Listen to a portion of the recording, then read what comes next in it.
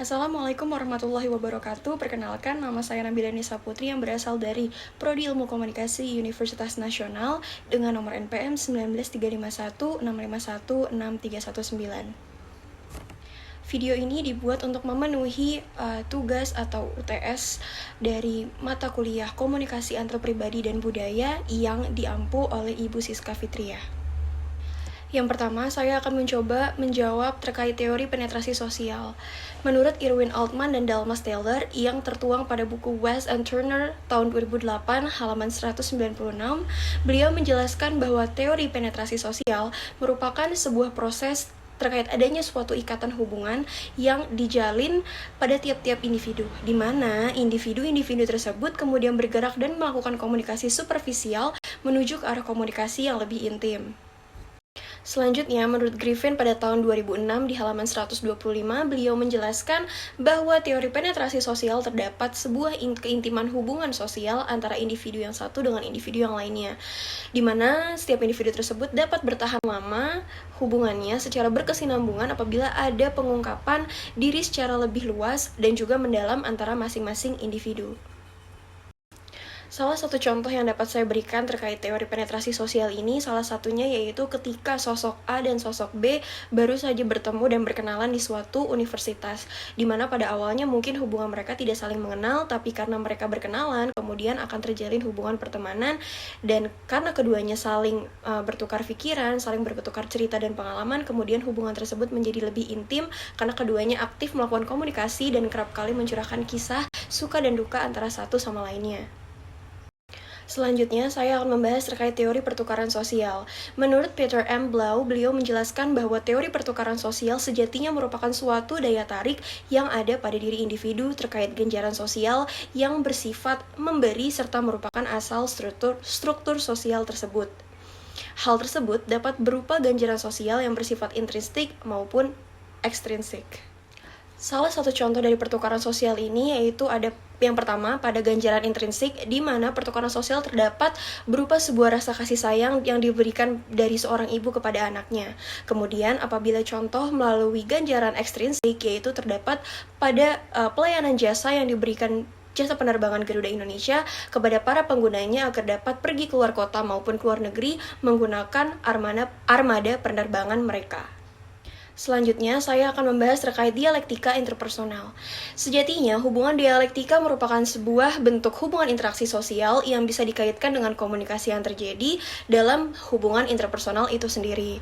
Menurut Lee Liweri pada tahun 2005, beliau menjelaskan bahwa dialektika interpersonal merupakan sebuah teori yang sejatinya dapat melibatkan tingkatan-tingkatan pada tiap individu, sehingga timbul rasa ketergantungan di antara sekumpulan individu tersebut. Kemudian untuk teori interpersonal deception, teori ini sering juga disebut sebagai teori kebohongan antarpersonal atau antarpribadi. Menurut David Bowler dan Judge Burgon pada tahun 1996, teori ini merupakan sebuah teori berupa alasan yang digunakan oleh masing-masing individu ketika melakukan sebuah perilaku berbohong karena beberapa faktor atau alasan. Faktor atau alasan tersebut dapat berupa faktor atau alasan yang positif dan juga dapat berupa faktor atau alasan yang negatif. Contoh dari teori interpersonal deception ini salah satunya yaitu ketika ada seorang anak yang dikekang oleh orang tuanya, kemudian dirinya terpaksa berbohong kepada orang tuanya agar bisa pergi bermain bersama teman-temannya dengan alasan bahwa ia ingin mengerjakan tugas kelompok bersama teman-temannya. Oke, lanjut saya akan membahas terkait teori pengurangan ketidakpastian. Menurut Berger dan Calabrese pada tahun 1975, beliau menjelaskan bahwa teori pengurangan ketidakpastian ini dijadikan sebagai alat bagi tiap-tiap individu, terutama pada individu yang baru saja memasuki fase perkenalan, di mana akan ada keberadaan teori ini diharapkan mampu mengurangi rasa ketidakpastian dan kemudian akan tercipta suasana komunikasi yang lebih kondusif dan juga mengembangkan hubungan interpersonal yang lebih efektif. Salah satu contoh dari teori pengurangan ketidakpastian ini yaitu seorang individu yang baru saja berkenalan dengan individu yang baru ia kenalnya dapat melakukan sebuah prediksi terkait pribadi individu yang baru ia kenal tersebut. Kemudian, seseorang yang baru mengenal individu baru tersebut juga dapat melakukan sebuah interpretasi makna terkait pilihan-pilihan perilaku yang dilakukan oleh individu yang baru ia kenal tersebut. Kemudian pembahasan selanjutnya, saya akan memasuki pembahasan terkait situasi yang dapat menghambat komunikasi antar pribadi dan budaya dan bagaimana solusi untuk menanggulangi hambatan tersebut. Yang pertama yaitu hambatan berdasarkan latar belakang.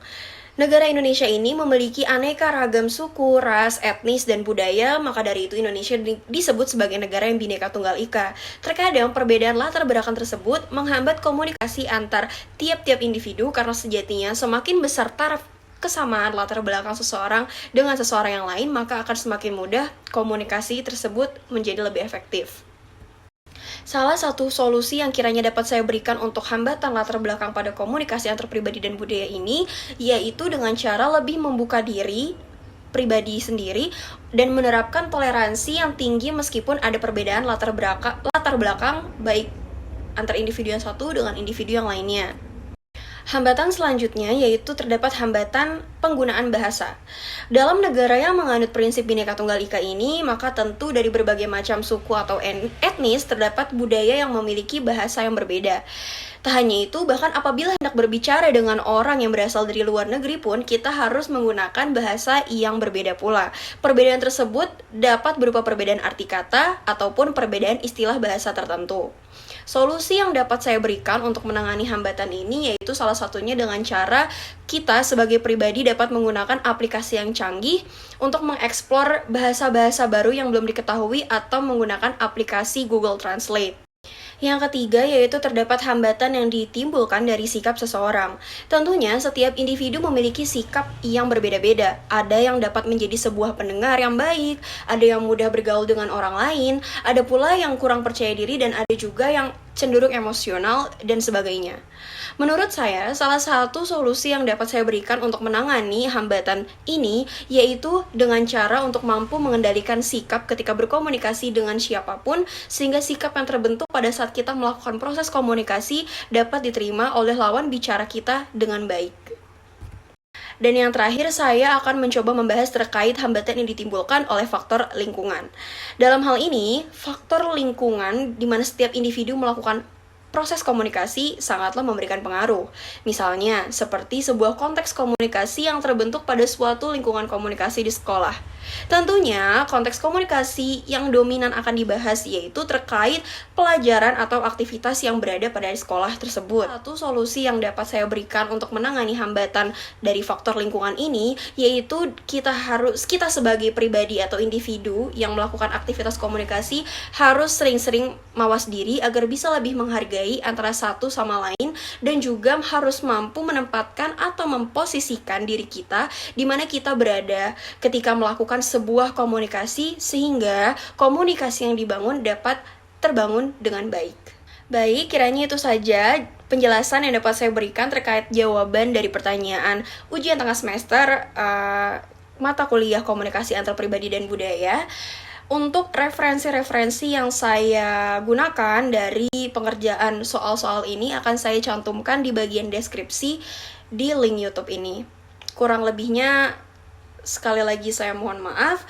Wassalamualaikum warahmatullahi wabarakatuh.